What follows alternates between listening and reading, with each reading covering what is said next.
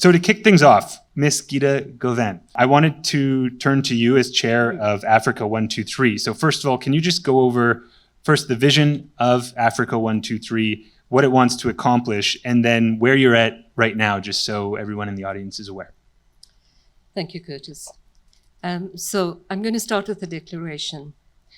I'm in equal parts courageous, foolish, brave, and very inspired. I believe that by the year 2063, Africa is going to be 3 billion strong. That's one of our bylines that we work with, and that all the people in this room and many more are going to have to be part of that journey.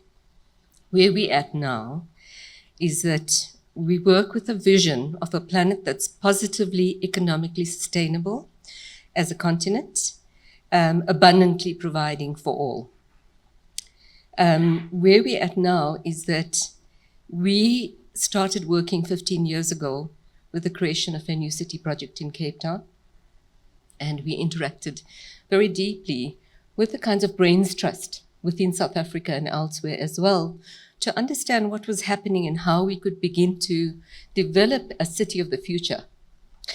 I also have a background in training in systems design. So it was really looking at this and saying, we've really not got things right in the past in terms of water, energy, waste, sanitation, etc. The resources are running down and we need to rethink this completely differently. What's evolved over the 15 years is a framework for Africa that addresses scale, speed, and spend. And I'm really glad, Curtis, with the way you framed that. Because when we looked at what we had learned out of the Cape Town project, we realized that this had application everywhere.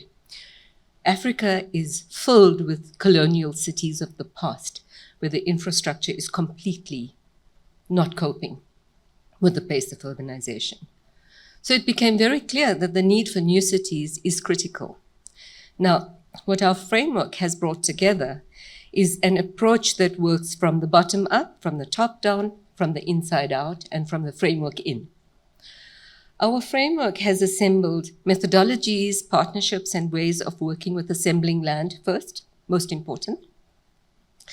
It has put together the kind of modeling tools that allow us to understand that the need is not just only at the bottom, it's also the lower middle class, but also your and my children will really struggle to find decent housing in our cities of the future.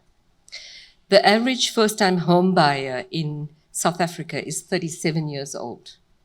Now, that tells us something around how else it might be in the rest of Africa, and we're supposed to be really well off in South Africa. The other thing we've put together is a funding mechanism to begin to scale up. We say, Africa 1, 2, 3, ready, steady, go. We've got to be ready for that. We've got to take the collective knowledge that we have, use the frameworks that we've created, and really look at how we begin to cohere the capacity and drive it really fast, really coherently. So our framework focuses on 4 city typologies for ease of simplicity. And I call it a framework because it's not a blueprint. It allows for customization. We have interacted with the AU and AUDA NAPAD. I attended the conference here 6 weeks ago together with Curtis. And we've done the homework on the 55 African countries. And what we've understood in terms of the demographies is exactly the scale of the opportunity in each of these countries, in each of their primary, secondary, and other cities. We're very well aware of the kind of work that the AU has done in terms of their engagement with building a coordinated infrastructure network. And we value that. We think that's really, really important. So our 4 typologies of cities are extensions to primary cities, again, with the notion of new cities, extensions to secondary cities, nexus cities, where these infrastructure things come together, and urban cities. All our cities are urban. When I go to any African city, I visit the local supermarket and I ask what product is made here locally. And appallingly, very little. A lot of our fancier supermarkets actually import everything. It shouldn't be like that. We are a land of abundance. So we've put together what is essentially an industrialization-driven economic development process that then delivers homes, education, healthcare, governance, and new regenerative cities. The primary unit of design within any city should be the watershed. The biggest import in any city of product every day is water. We spit it out as pollution at a very high cost. So we need to be able to turn this around and think about this differently. So all of this has come together in a bunch of frameworks that work together. And most importantly, we are assembling the fund in order to be able to create the multiplication and replication of these processes. The inputs for all of that are going to come from this room. We've got to, it doesn't matter. And that's why I'm saying that I confess to being quite foolish, but also inspired. Because the time is now. We do not have time to waste. The planet is upending. And it's this group of people and this generation. I've got another 20 years, I hope. And we're going to go and really shake it down and make this continent amazingly powerful. I invite you. Thank you, Gita. So just moving on, Preston. So Preston is, we can applaud if you guys want to. Yeah, it's good. Preston is EVP of Rendeavor. Rendeavor is the largest urban developer on the continent. And when Mark presented, he spoke about the combination of special economic zones and cities and how that's a powerful combination. So a lot of Rendeavor's new city developments, they're not just large. So we're talking 1,000, 2,000 plus hectares. They're not just strategically located right on the urban periphery of fast-growing cities, but they're also oftentimes declared special economic zones or free trade zones. So what value proposition does this add to Rendeavor's new cities? Thanks, Curtis, and thanks to the panel. I look forward to the discussion. So the impact for us, it becomes significant over time. All of our new city developments in Kenya, Ghana, Nigeria, Zambia, and DRC started out as developing raw land in the growth path of a big city. It was only in time that governments, either on their own or sometimes at our prodding, came up with special economic zone framework, free trade zone framework. So we were well underway in several of our developments, like Tattoo City, before the Special Economic Zone Act was passed in Kenya and before we started to implement it in our development there. We have had cities that are starting out with Special Economic Zone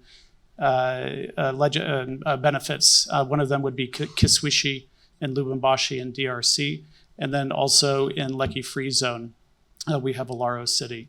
So the impact can be quite significant, but there has to be a commitment we have seen for the city to get going under its own steam. When you layer on those benefits at a later stage, and you've already got your city underway, the impact is quite significant. I should probably call out somebody in the room. Not probably, I will, but I understand that he arrived without a suit. Michael Castle-Miller.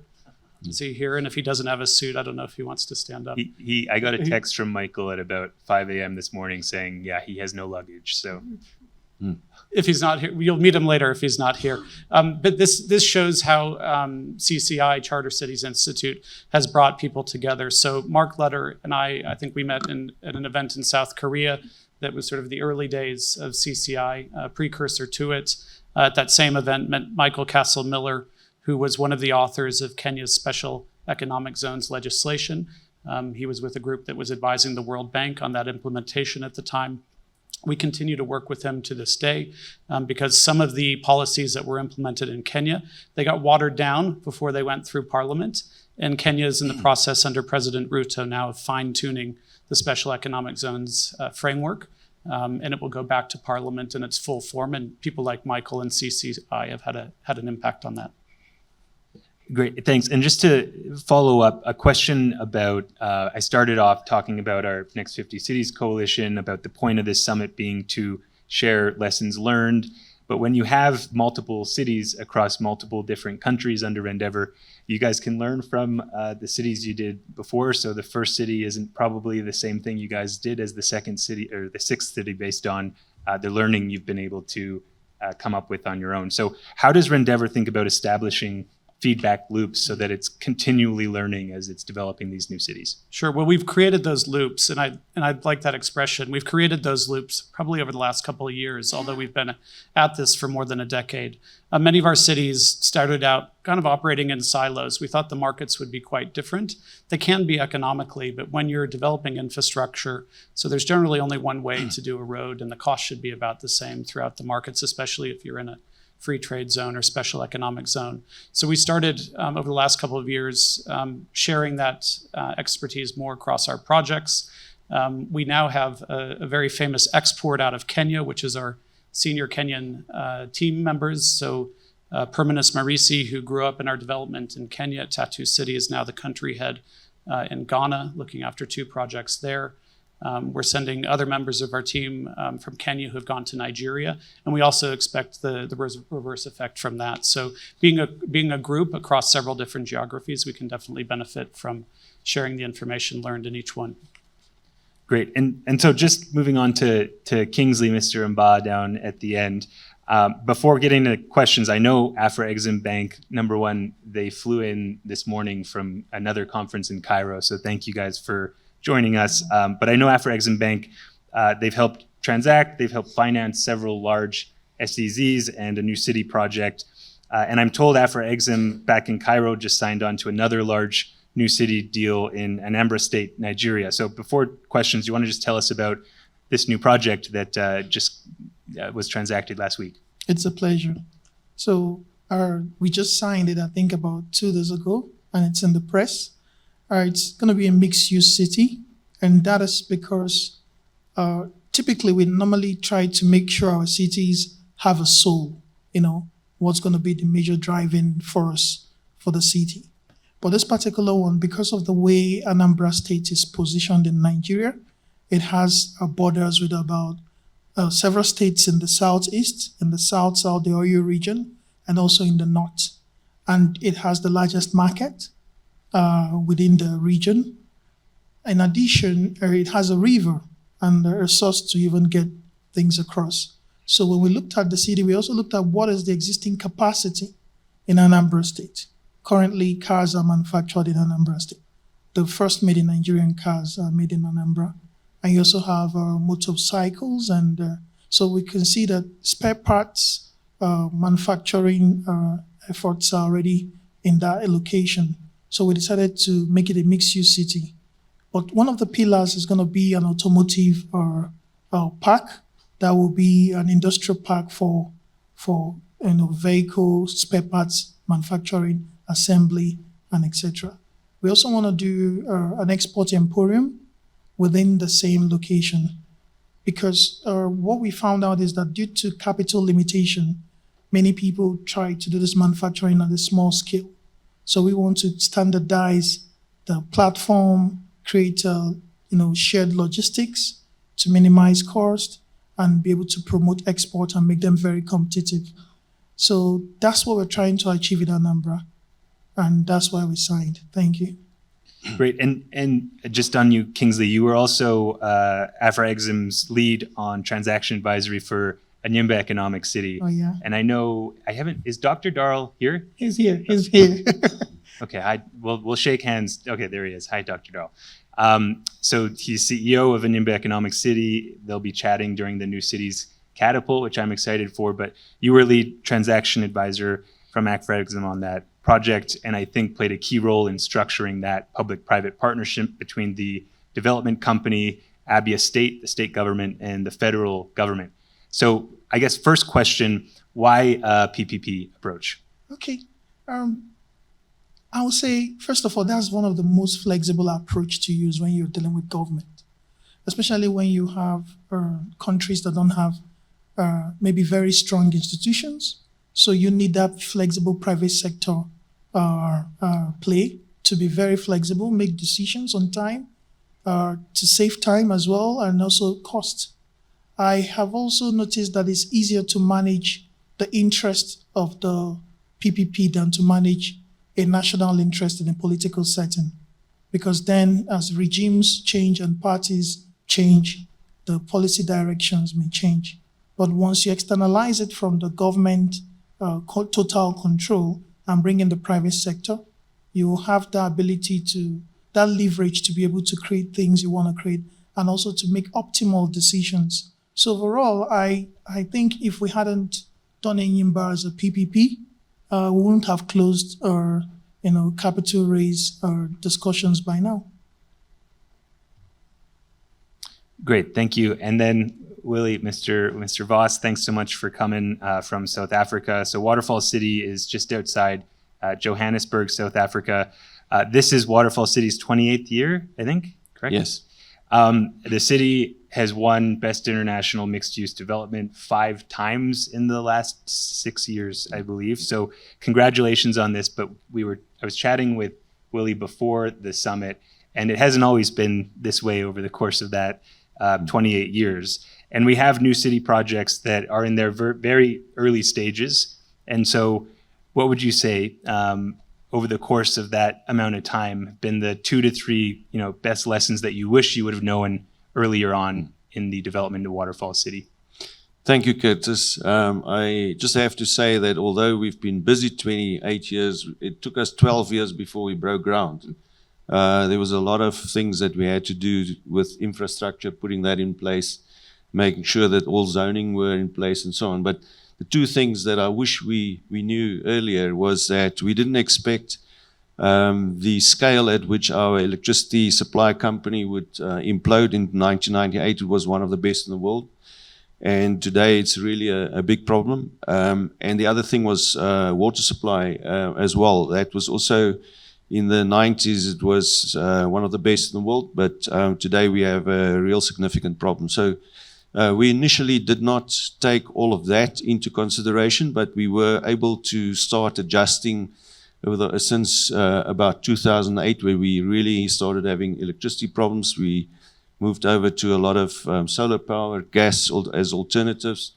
And as far as water usage is concerned, which is a more recent aspect, we have invested in a lot of alternative ways of dealing with water, rainwater harvesting, and also the treatment of sewer water, black water treatment plants, and so on. The other thing maybe is the importance of connectivity. We fortunately knew that that was going to be an important component. And initially, the telco companies in South Africa were a little bit slow in getting on board with that. So we had to start our own companies to deal with that infrastructure. So I would say, especially the water and the electricity components were big surprises for us. And just on the point of connectivity being important, I know Waterfall City, it's branded itself as a smart city from the very beginning, integrated technology into its planning from the very beginning. So I guess first, what tech did you prioritize early on during the planning? And then second, what later dividends has Waterfall City derived from integrating tech so early on? Well, the first one was the optic fiber lines. Well, it's not really tech, but without optic fiber, it does become very difficult. And we initially started our own company. We have a single trench open access policy, which means that we only allow one company to install optic fiber, but we have a host of suppliers that may use that network, but we were the owners, or we still are the owners of that.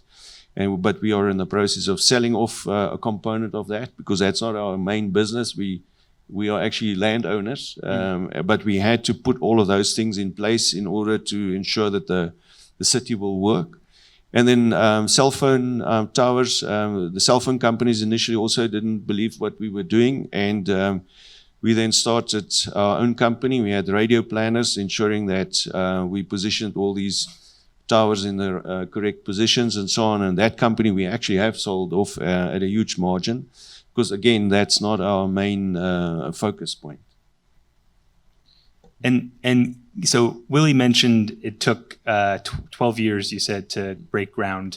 I think, Gita, you mentioned you've been working on this together with other members of Africa 123 for a similar amount of time. So over to you, what have been the key constraints that have delayed things. And then I know there's been some recent momentum. There's been some momentum behind it lately. So what's changed that allowed this momentum and things to start moving forward?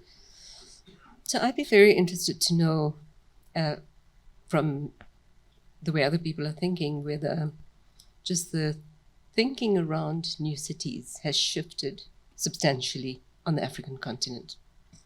And I think that the timing is now, where there's a recognition that trying to fix the old cities will take us so far, and we've got to actually create the new cities. What took us so long was a number of things. We took it quite far in terms of the application for the EIA and the rezoning. It was a combination of not being able to raise the funding fast enough, because the believability of new cities that were inclusive of the poor was not something that was prevalent at the time.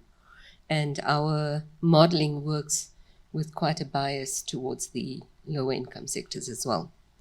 Also, funding that comes in at the kind of beneficial rates, and then the business models that would also support that. Because unless we do that, we're not going to be able to achieve those cities of the future. Now what we're finding is that there's a greater understanding of the opportunity to do that, and do that on business principles and still return values.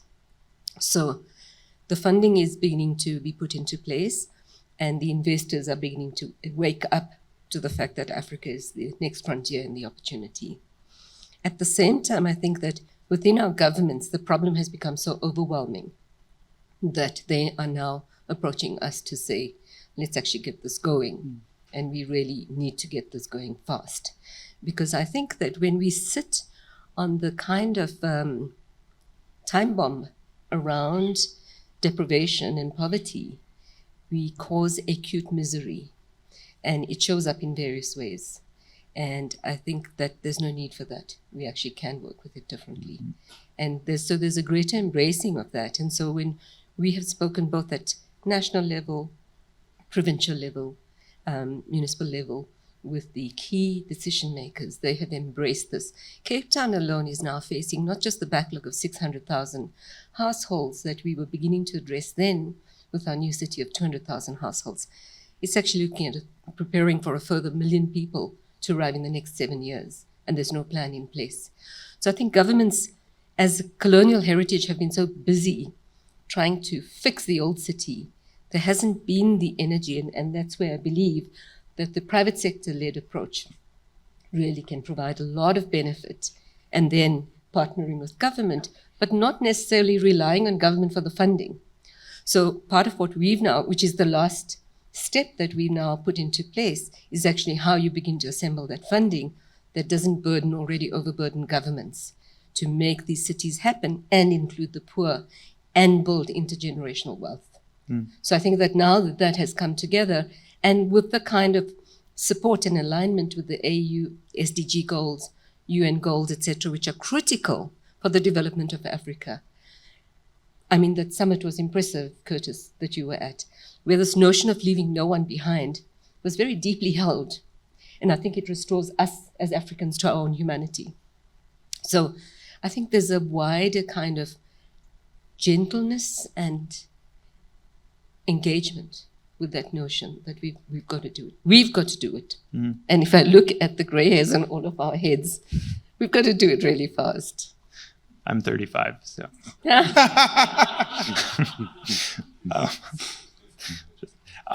So just following up on this, you spoke about our time together, Gita, at the AU ministerial retreat last month here in Kigali as well. And that was an inspiring conversation. Number one, we talked about Agenda 2063. Urbanization is a key part of that agenda. And what I'm really proud about is one of the many MOUs that we'll be signing over the course of the next 2 days, and they'll be announced at the closing remarks tomorrow, is an MOU with CCI and Africa 123, one of the central things being a continental framework.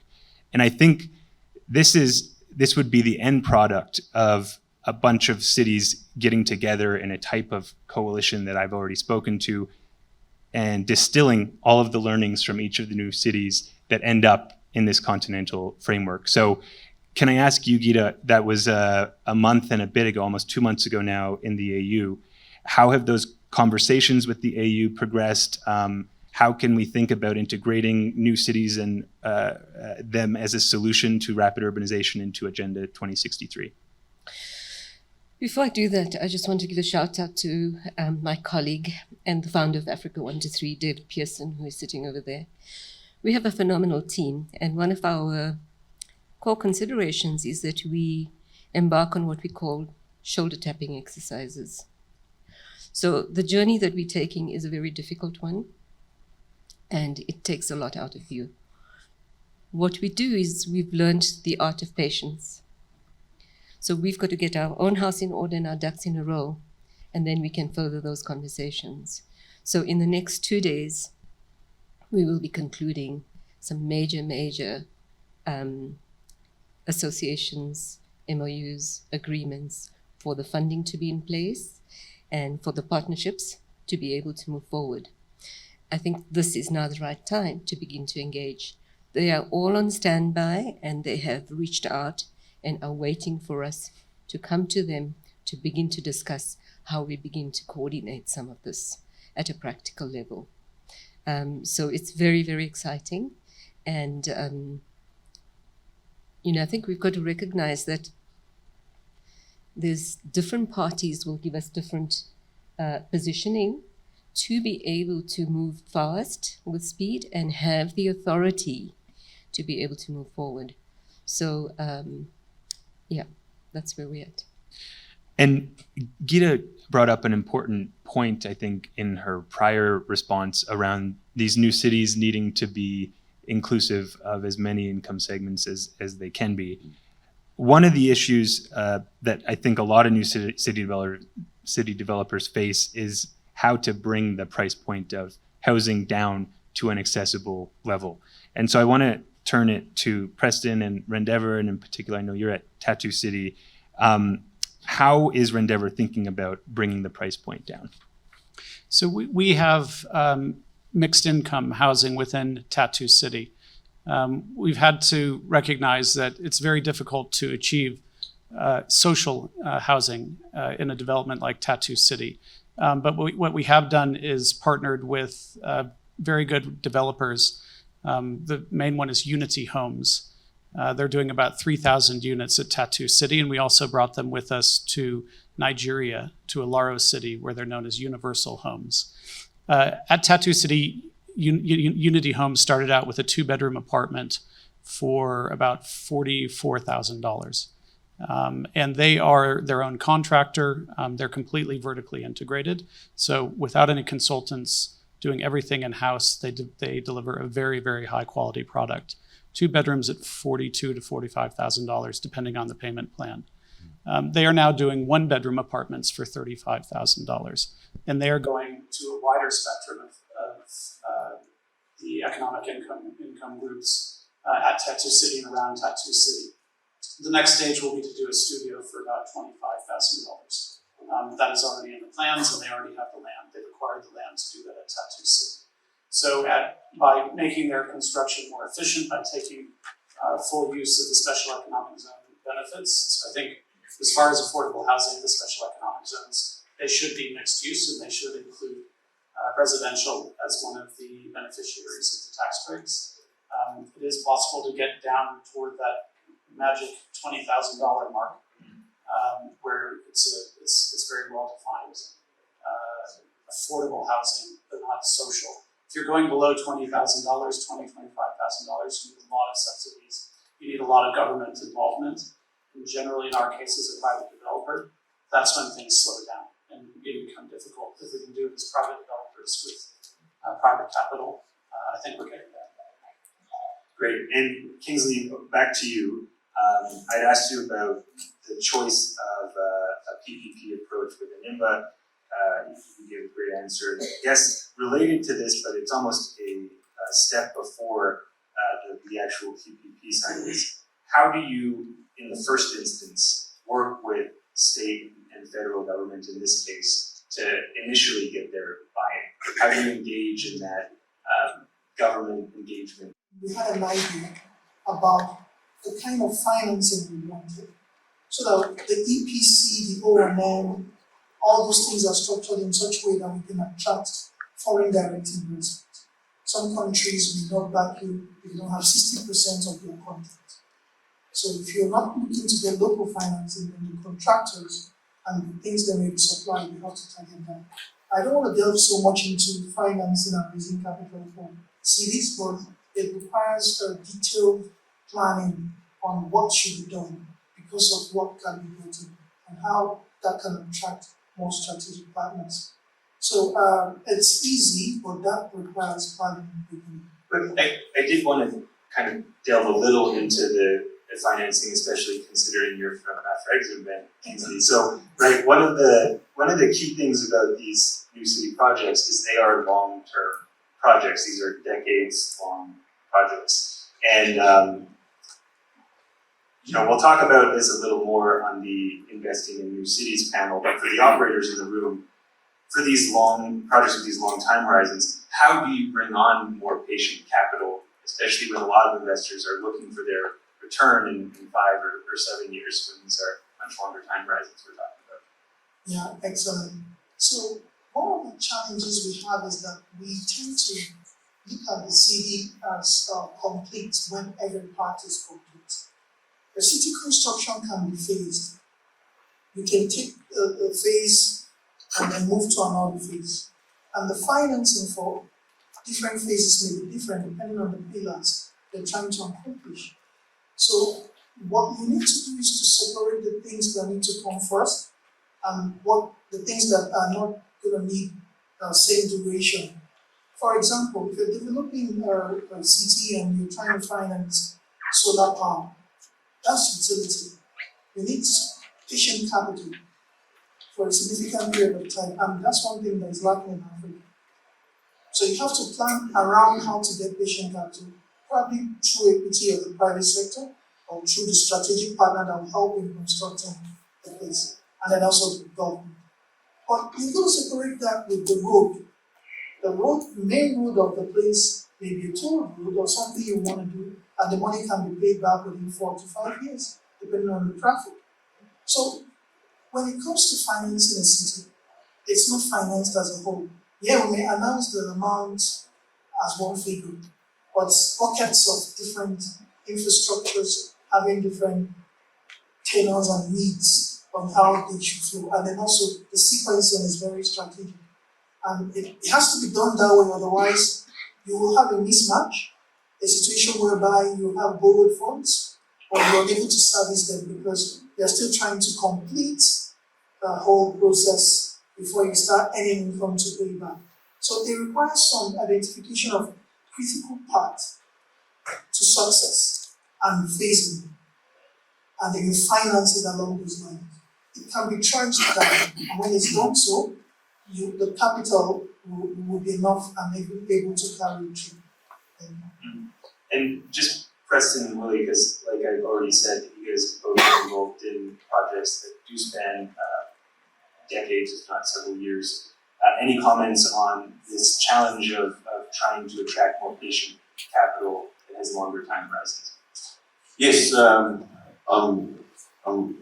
agreeing 100% with what you said, in the sense that it is difficult to attract capital, especially in the earlier phases of your developments. We've seen it just with something like infrastructure. You cannot start the top structure before the infrastructure is there. That takes a while. We've done exactly that. We phased it. Our development is 400 hectares, more or less. Not hectares, acres. Without banking funding, it's almost impossible to get involved in or doing what we are doing. But the phasing of those projects and then having people that are prepared to wait a little bit for the capital helps a lot. We are fortunate in the sense that the land belongs to the landowner. In our case, it's a family. And we helped the developers that they didn't have to pay for the land up front, because otherwise there's dead capital in the land. And we then have an agreement with them that they will go and put in infrastructure, at least as equity, and cure against that. And then by the time that they start with the top structures, then we will participate in the sale project, or in the sales of the developments. There's a small early upfront payment, but it's insignificant in comparison to the rest. So that's how we helped to ensure that there's, let's say, slower, less paid, or more patient capital. In our case, we have a group of core investors or private investors, essentially family office money, essentially permanent capital. Private equity, the expectations of exits don't work in this business. We've been at it, to Billy's point, 28 years, but it took 12 years to get going. We've been at it 15 years now, and really we only got in the ground at Tattoo City, Apollonia City, probably about 7 or 8 years in. So the first part of that was just dealing with the challenges and complexities of acquiring land, partnering on land, and getting the infrastructure, change of use infrastructure ready. So it's actually interesting to see two private developers here that there were families and large landowners or people who acquired land were the key to the success so far. Well, I think this land issue ties to the question I'm gonna push to Willie. When you and I spoke before the summit, you talked about the importance of getting the host community on board, right? And this ties to this issue of land in many cases, especially if it's a lot of land that's being acquired. So can you explain this for us and talk about how Waterfall City has cultivated host community buy-in? Well, maybe I must start off by saying that you have to include the local government as well. The local government needs to understand what you want, even the provincial government in our case. Initially, it was very difficult to explain to people what we were about to do, because it's never been done in our country at least. But we started on a small scale. One other thing I've learned was you have to be very humble in this environment. You attract a lot of problems if you're not. But over time, we started working with the immediate communities. We worked on security, infrastructure, working on pollution eradication, not eradication, but treatment of our Yevsky River. There's a river going through it with a lot of litter.